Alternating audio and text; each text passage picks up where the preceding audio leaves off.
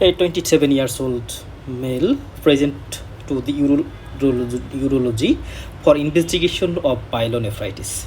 He reports that malaise, pyrexia, lymphadenopathy, and maculopapular rash. That means these are the constitutional symptoms, and the monospot test is negative. Given a history of recent high risk sexual behavior, you are asked to exclude the HIV seroconversion illness.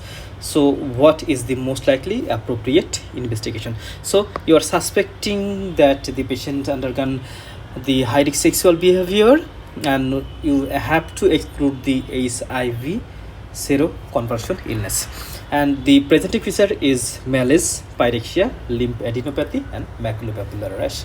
So, what may be the answer? Here, the options are antibodies to HIV2, GP120 polymerase chain reaction, P24 antigen test, CCR5 polymerase chain reaction, and antibodies to HIV1. So, what may be the answer? So, first of all, let's see the HIV seroconversion. The HIV seroconversion is symptomatic about 60 to 80% of the patient, and they typically present with a glandular fever like illness such as malaise, fever, headache like this, and increased symptomatic severity is associated with poorer long-term prognosis. That means when there is more symptom, there is the less chance of living. That means the prognosis is very poor in this condition, and it typically occurs 3 to 12 hours after the infection, and this clinical feature usually present within the 3 to 12 weeks.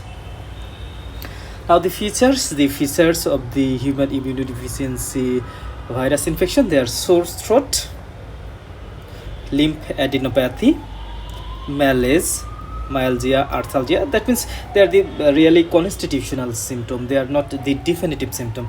Then also there is the diarrhea, maculopapular rash, mouth ulcers, and sometimes meningoencephalitis, which is very rare. So these are the features of the human immunodeficiency virus infection or HIV virus infection. Now see P24 antigen test. The P24 antigen test, it is usually used for a shorter time. That means it usually positive from 1 week to 3 to 4 weeks. So it is very little time. That means from 1 week to 4 weeks after the infection with HIV. Sometimes used as an additional screening test in the blood banks. So it is not the first line screening test in blood bank. Usually in the blood bank, the first line investigation, they are done by the LIC. And here we can see the HIV P24 antigen. They are the core antigen of the virus, and positive P24 test confirm diagnosis of HIV infection. However, negative test does not rule out HIV infection. That means when there is P24 is positive, there is confirmatory for HIV, but if negative, it also be HIV virus infection. And what is the use? The diagnosis for pediatric HIV-1 infection and the blood bank safety sometimes.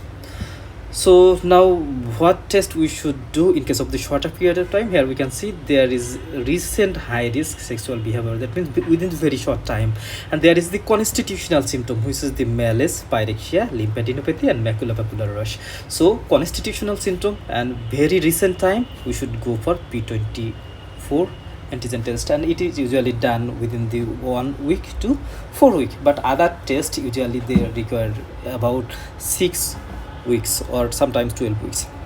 Another test here, antibody to HIV2, GP120 polymerase chain reaction, CCR5 polymerase chain reaction, and antibody to HIV1. They are also be done for the diagnosis of the HIV, but in case of the shorter time, it is P24 antigen test.